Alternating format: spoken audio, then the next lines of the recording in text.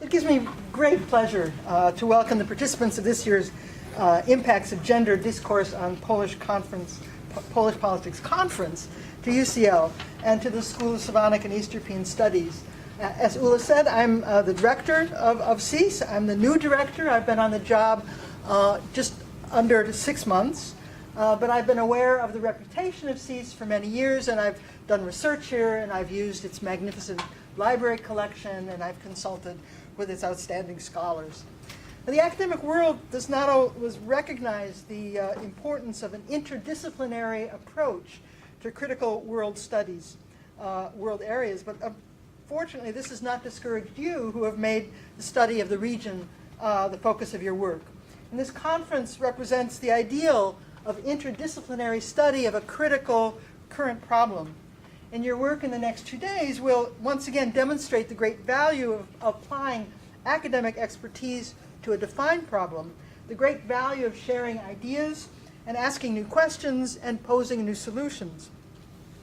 Let me say a few words about SSEES, your host, because I want you to know what a remarkable institution it is that is sponsoring your scholarly exchange during these 2 days. UCL SSEES is one of the world's leading specialist institutions, the largest national center in the UK for the multidisciplinary study of Central Eastern and Southeastern Europe and Russia. SSEES was founded in 1915 by Thomas Garrick Masaryk and others. Masaryk was later elected president of Czechoslovakia.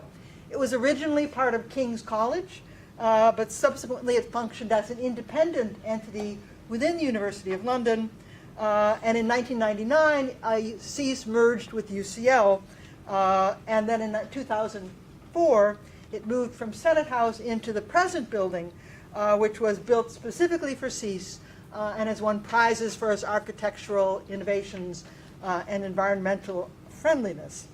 The SSEES library, with close to 400,000 items, is one of the largest in the world devoted to East European studies, and also includes the magnificent Bain graphic collection. I hope you have a chance to visit the library, which you can see from the center of the building during your visit. SSEES is home to almost 1,000 students. About 700 of these are undergraduates pursuing degrees in a number of different program areas, including economics, politics and sociology, language and culture, and a new interdisciplinary degree in history, politics, and economics. At the postgraduate level, we offer degrees in teaching and research.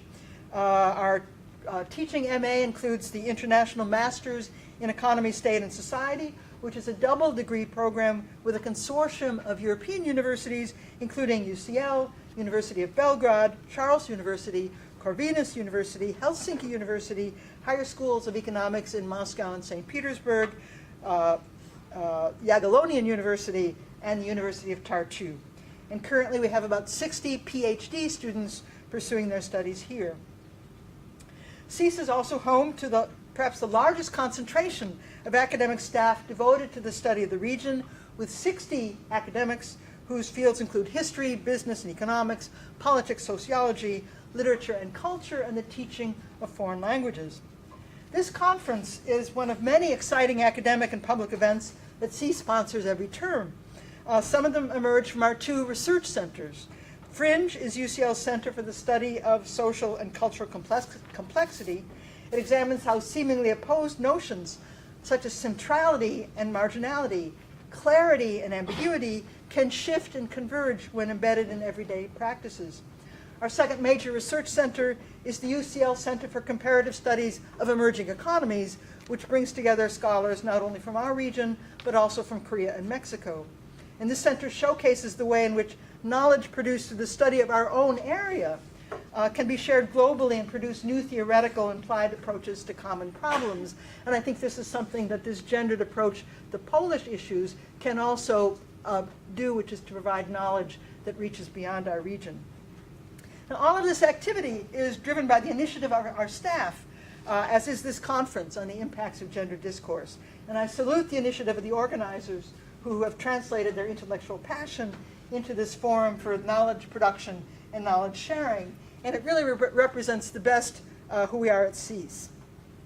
The next 2 days here promise to be full of new insights in confrontations with challenging problems, bringing together the perspectives of politics, literature, sociology, cinema studies, art history, drama, and of course history, which is my own discipline. And your conference will demonstrate the analytical power of concepts that were totally unheard of at the time of the founding of SSEES in 1915. Gender as a tool of analysis was totally unknown then. And imagine what Thomas Masaryk or Bernard Pears would have made of the themes represented in your papers this week.